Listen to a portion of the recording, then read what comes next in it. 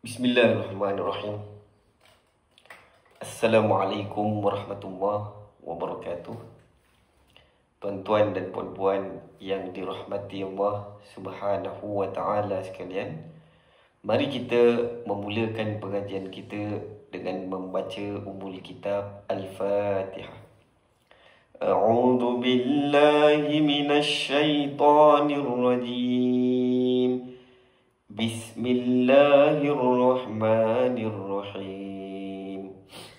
Alhamdulillahi rabbil alamin. Ar-Rahmanir Rahim. Maliki yaumiddin.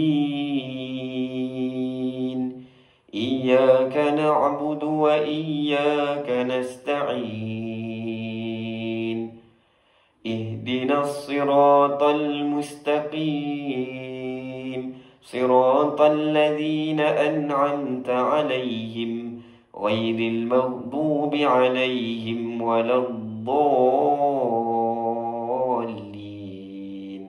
آمين. بسم الله الرحمن الرحيم. الحمد لله رب العالمين، والصلاة والسلام على أشرف الأنبياء والمرسلين وعلى آله وصحبه أجمعين.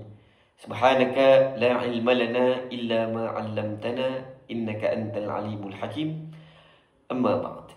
Alhamdulillah, tuan-tuan dan puan-puan, kita bersyukur kepada Allah Subhanahu wa ta'ala yang masih lagi mengurniakan kita usia yang panjang, masa yang lapang, kesihatan yang baik dan kekuatan. Maka dengan itu dapatlah lagi kita meneruskan usaha memahami bahasa Arab Al-Quran ini. Semoga usaha yang berterusan ini dibalas dengan ganjaran pahala yang besar di sisi Allah di akhirat nanti, dan semoga kita dikurniakan kefahaman dan pertambahan ilmu, insya-Allah. Baik, hari ini kita sambung kelas ke-26, kelas Arab Harfiah Surah Toha. Seperti biasa, sebelum kita sambung, kita buat sedikit ulang kaji tentang jenis perkataan Arab. Dalam bahasa Arab, perkataan Arab hanya ada 3 jenis saja.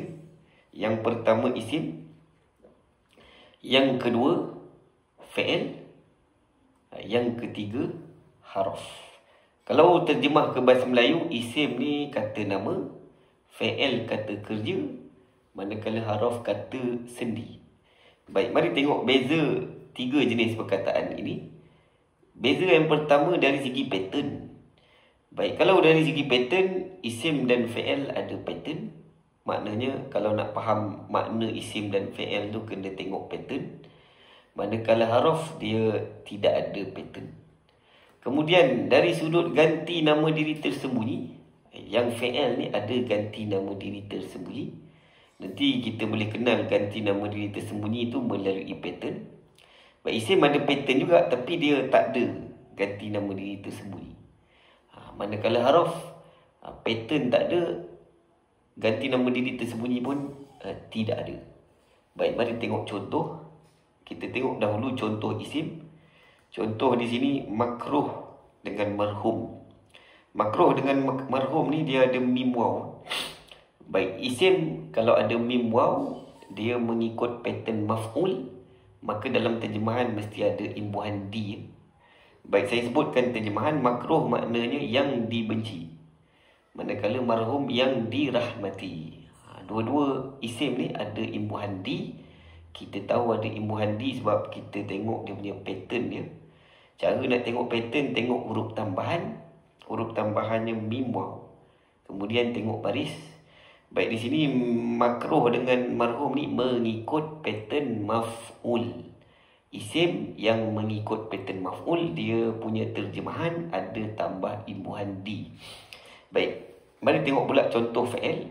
Baik, ini saya berikan contoh fi'il madi yang ada imbuhan di.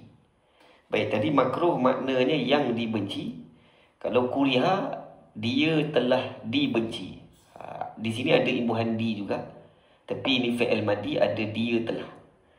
Ada ganti nama diri tersembunyi. Kemudian ada telah. Baik, tadi kuriha dia telah dibenci. Ruhima dia telah dirahmati. Baik, tadi marhum yang dirahmati. Kalau huruf hima, dia telah dirahmati. Ini mengikut pattern fu'ila. Baik fi'il madi yang mengikut pattern fu'ila, maka dalam terjemahannya ada imbuhan di, dalam masa yang sama ada dia dan telah. Kalau tadi makruh dengan marhum tadi isim. Isim dia tak ada ganti nama diri tersembunyi. Baik, mari tengok contoh haraf. Haraf tak ada pattern dan tak ada ganti nama diri tersembunyi. Contohnya sa. Sa tu maknanya akan. Baik, tapi nanti haraf tu dia tak duduk sorang-sorang. Dia akan sambung dengan perkataan selepasnya. Contoh kalau saya nak kata, saya akan solat. Saya akan solat dalam bahasa Arab, sa-usolli. Sa-usolli. Sa tu akan bersambung dengan usolli. Baik, habis ulang kaji ringkas tentang jenis perkataan Arab. Mari kita sambung surah Toha. Hari ini kita masuk ayat 19. Mari kita bacakan dahulu ayatnya. Allah Subhanahu wa taala berfirman, A'udzu billahi minasy syaithanir rajim. Bismillahirrahmanirrahim.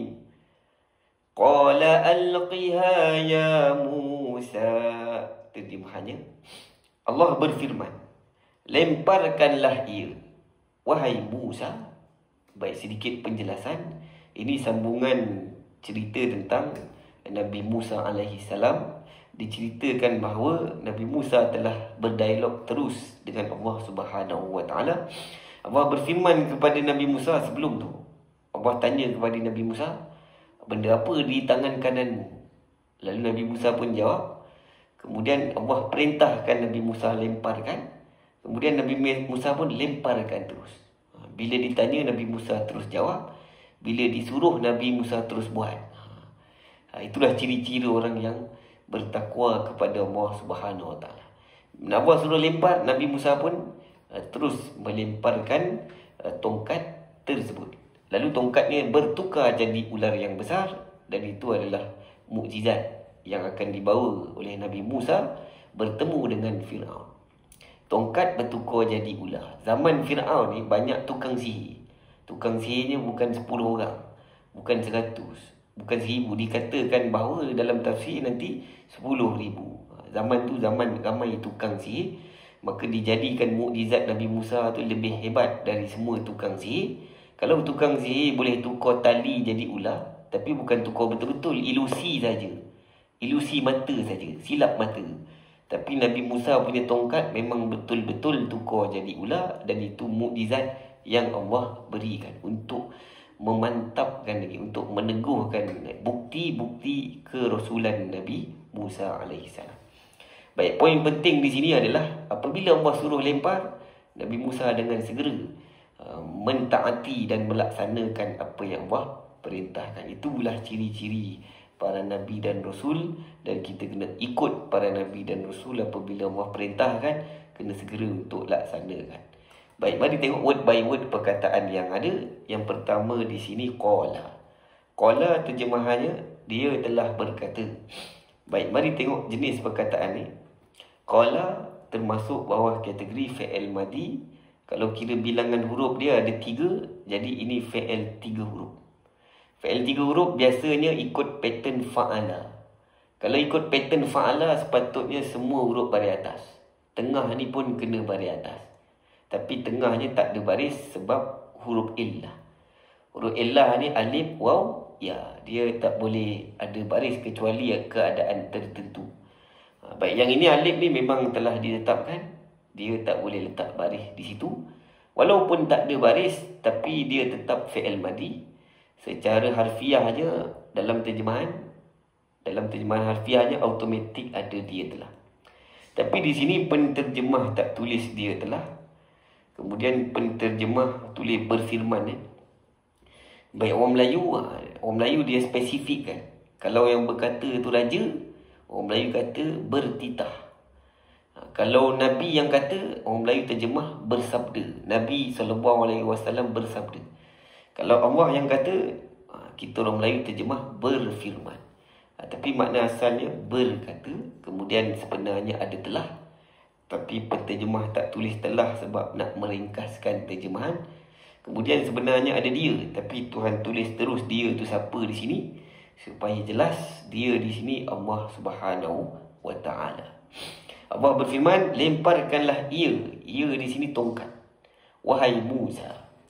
Baik, mari tengok seterusnya. Selepas qala, perkataan berikutnya alqiha. Baik, di sini ada dua patah perkataan. Yang pertama alqi, yang kedua ha. Mari tengok terjemahannya. Yang pertama alqi, terjemahannya kau lemparkanlah.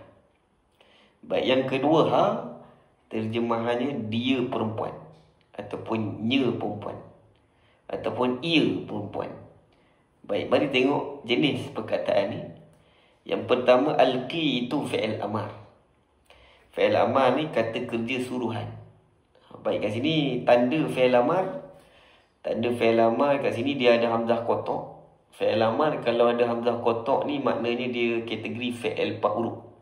Fi'il madi dia 4 huruf Fi'il madi dia 4 huruf. Apabila tukar ke fi'il amar, tandanya huruf tengah dia ni baris bawah. Baik, kemudian ha. Ha dekat ujung tu dhamir muttasil, orang Melayu panggil ganti nama diri, melekat merujuk kepada tongkat Nabi Musa. Tongkat tu dalam bahasa Arab muannas. Jadi kena guna dhamir yang muannas. Baik, mari tengok ayat tadi balik. Allah berfirman, qala alqiha ya Musa. Terjemahannya, Allah berfirman, lemparkanlah ia wahai Musa. Baik, makna sebenarnya kau lemparkanlah. Tapi penterjemah tak tulis kau di situ. Kau tu ganti nama diri tersembunyi. Ada masa tidak diterjemahkan. Antara sebab tidak diterjemahkan ialah untuk meringkaskan terjemahan. Baik, di sini kau ni sebenarnya memang automatik ada dalam fi'il amar. Baik, hari ni kita nak cerita tentang fi'il amar dengan fi'il madi. Baik, yang kita jumpa tadi, fi'il tadi ada hamzah kotak. Itu bawah tajuk fi'il 4 huruf. Baik, dalam bahasa Arab, kalau kita nak menyuruh orang, kita guna fi'il amar. Tapi nak tahu fi'il amar, kena tengok dulu fi'il madinya. Sekiranya fi'il madinya 4 huruf, nanti fi'il amarnya tak ada tambah apa-apa huruf. Kita hanya perlu tukar baris saja. Contohnya adkhala, tukar ke fi'il amar adkhil. Baik, di sini fi'il amarnya sama bilangan huruf macam fi'il madi. Fi'il madinya 4 huruf, fi'il amarnya 4 huruf. Huruf semua sama, tak ada tukar huruf. Hanya tukar baris saja. Baik, huruf yang kena tukar baris ialah huruf ketiga ni, tukar baris bawah. Asalnya baris atas. Dekat fi'il amar, huruf ketiga tu tukar baris bawah. Ujungnya mati kan. Asalnya ujung baris atas. Dekat fi'il amar mati kan. Baik, mari tengok terjemahan. Fi'il madi kalau 4 huruf ada hamzah kotak, biasanya ada me dengan kan. Baik, mari tengok terjemahan. Adkhala terjemahannya dia telah memasukkan. Baik, yang adkhil terjemahannya kau masukkanlah. Baik, apabila tukar ke fi'il amar, ganti nama diri dalam fi'il amar tu automatik jadi kau. Kalau fi'il madi tadi automatik dia. Kalau tukar ke fi'il amar automatik jadi kau. Tanda kau di sini ujung fi'il amar tu mati. Baik, mari tengok contoh fi'il madi 4 huruf yang lain pula. Baik, contoh yang lain zakkara. Baik, ini fi'il 4 huruf juga. Dia jadi 4 huruf sebab ada syaddah. Baik, tukar ke fi'il amar zakir. Yang ni sama macam atas tadi. Fi'il amarnya hanya tukar baris, iaitu huruf tengah tukar baris bawah. Huruf ujung mati kan. Baik, mari tengok terjemahan. Zakkara fi'il madi 4 huruf yang ada tambah syaddah. Syaddah tu biasanya untuk mekan juga. Di sini zakkara maknanya dia telah mengingatkan. Baik, kalau zakir kau ingatkanlah. Baik, saya ulang tuan-tuan. Fi'il madi kalau tak tambah apa-apa kat ujung, automatik ada dia lelaki. Manakala fi'il amar, kalau tak tambah apa-apa kat ujung tu huruf asal, maka automatik ada ganti nama diri kau, lelaki. Baik, mari tengok fi'il madi 4 huruf yang lain. Contoh yang lain, baraka. Baik, ini fi'il madi 4 huruf yang ada tambah alif. tukar ke fi'il amar jadi barik. Barik. Baik. Kalau perasan semua sama pattern ni. Tengahnya tukar baris bawah, hujungnya mati. Baik, ini memang ketetapan fi'il amar yang terbit dari fi'il 4 huruf. Dia punya fi'il amar hanya perlu tukar baris huruf tengah kepada baris bawah, hujung ditukar mati. Baik, mari tengok terjemahan. Baraka, terjemahannya dia telah berkati. Manakala barik, terjemahannya kau berkatilah. Baik, semua fi'il amar ni kita selalu sebut. Contohnya adkhil dalam zikir. Kita kata Allahumma antas salam wa minkas salam wa ilaika ya'udus salam fahayyina rabbana bis salam wa adkhilnal jannah darus salam. Wa adkhilnal jannata darus salam.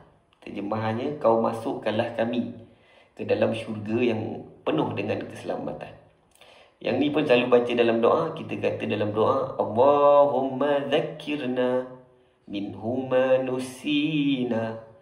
Kita kata dalam doa tu, ya Allah, kau ingatkanlah kami. Baik, yang ni pun selalu baca dalam doa juga. Doa ketika nak makan, kita kata Allahumma barik lana fima razaqtana. Ya Allah, berkatilah apa yang kau telah rezekikan kepada kami.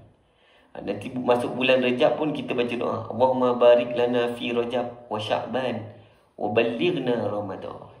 Ya Allah, berkatilah kami pada bulan Rajab dan Sya'ban. Baik, di situ kita nak kata kau berkatilah, guna perkataan barik. Baik, ulang lagi sekali tuan-tuan, fi'il amar kategori 4 huruf ni, dia punya pattern sama standard, iaitu tengah tukar baris bawah, hujung mati. Baik, sekiranya fi'il itu ada huruf illah kat ujung. Contoh tadi kita jumpa al-ki. Al-ki itu sebenarnya dia punya asalnya ada huruf illah. Asalnya al-qa. Baik, jika fi'il tu ada huruf illah kat ujung, tukar ke fi'il amar kena matikan hujung. Tapi di sini cara dia matikan hujungnya ialah dibuang huruf illah.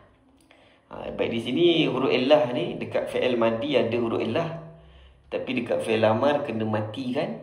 Cara dia mati lain sikit.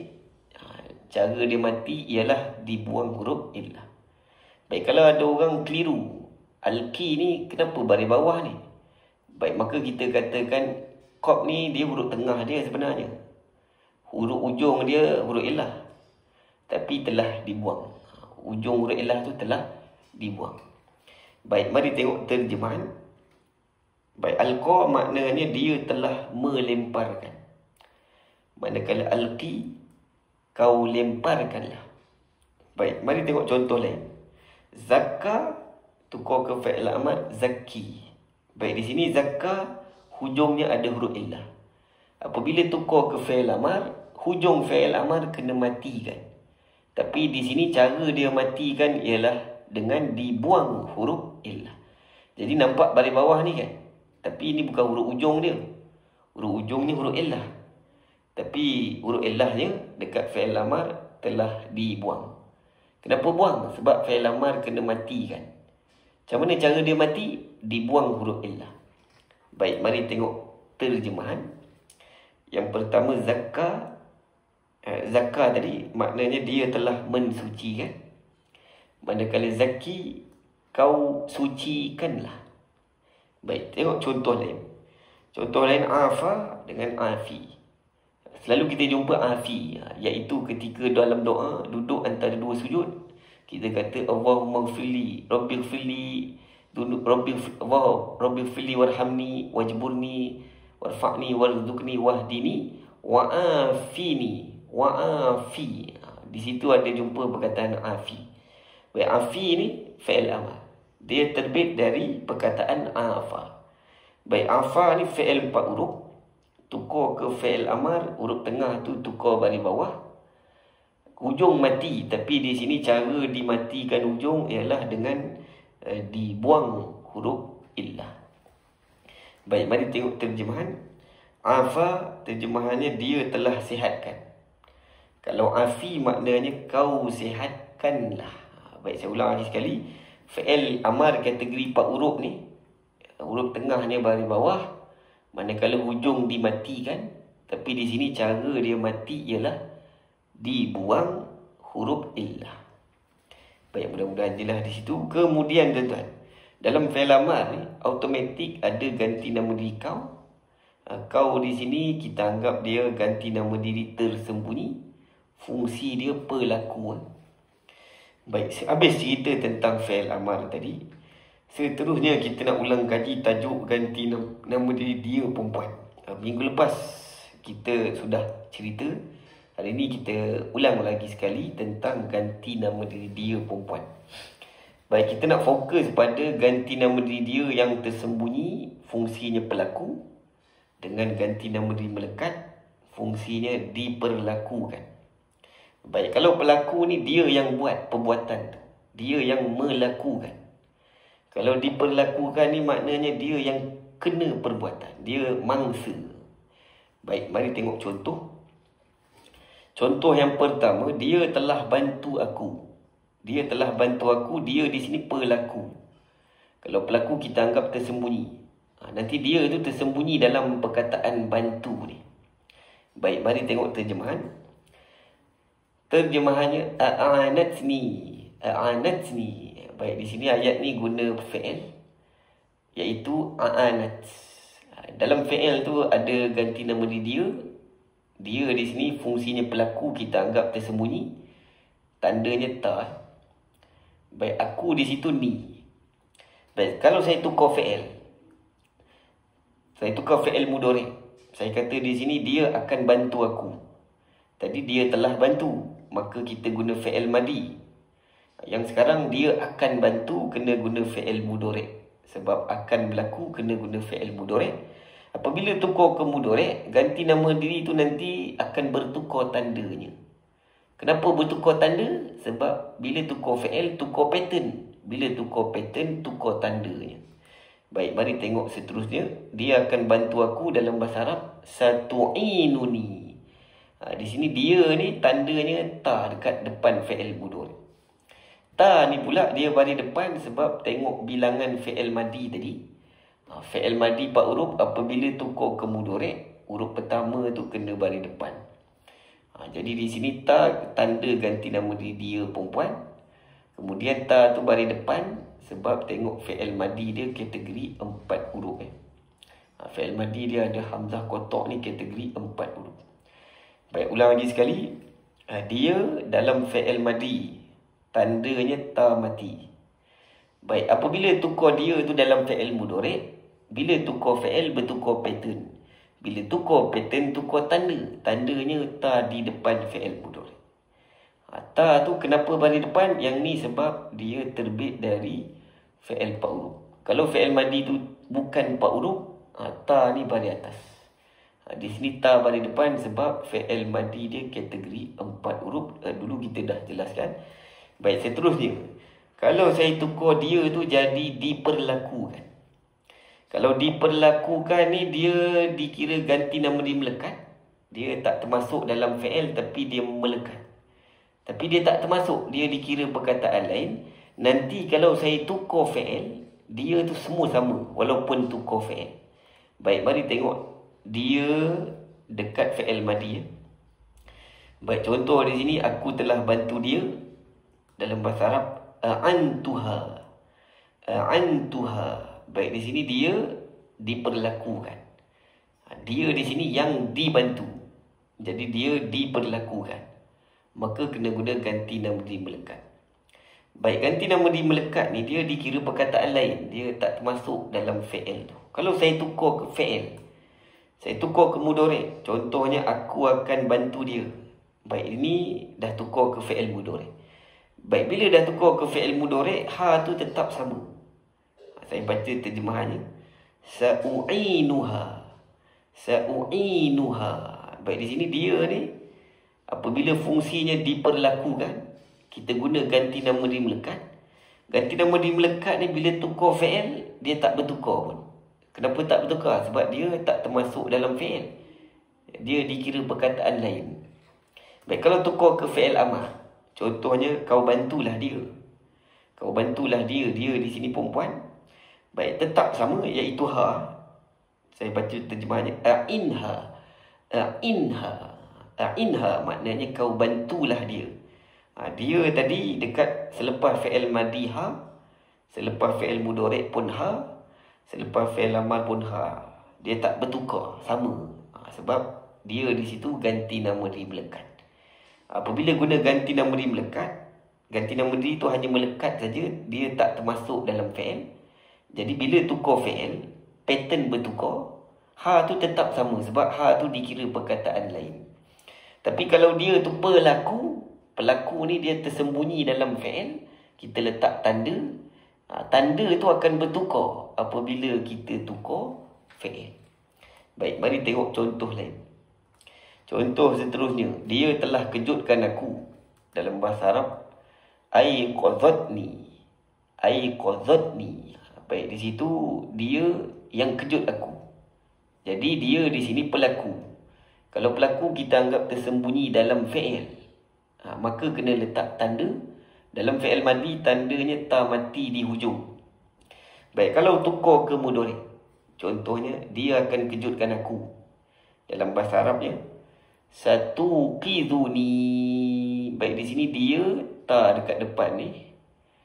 Yang aku tu ni. Baik, tengok fokus pada yang dia ni. Dia di sini tadi dekat fi'il madi tandanya ta. Bila tukar ke mudhari' ta juga tapi duduk kat depan. Kemudian ta ni baris depan sebab dia dari fi'il 4 huruf. Kita sebut tadi bahawa baris fi'il mudhari' ni, baris depan dia, jika dari fi'il 4 huruf, jika fi'il madinya 4 huruf, ta tu baris depan. Kalau bukan 4 huruf, ta tu baris atas. Baik, kalau tukar dia tu jadi diperlakukan, kita kena guna ganti nama diri melekat. Contohnya, aku telah kejutkan dia. Dalam bahasa Arab, aiqadhtuha. Baik, kalau aku akan kejutkan dia, sa'uqidhuha.